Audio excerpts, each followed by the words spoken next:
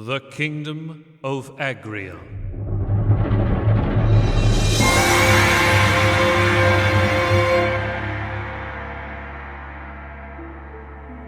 Once a beacon of prosperity, now a smoldering ruin.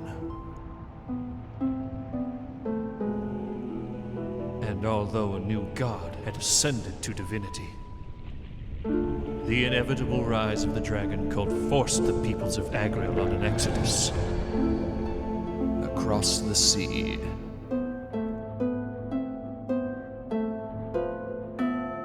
And now, after many years, the mortal race is united under the banner of the newly founded Sluverian Empire. But old sins aren't easily forgotten or forgiven. For enemies new and old alike emerge in this land plagued by mistrust.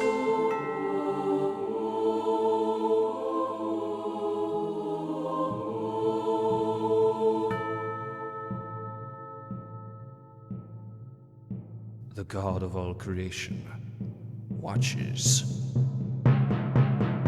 in anticipation.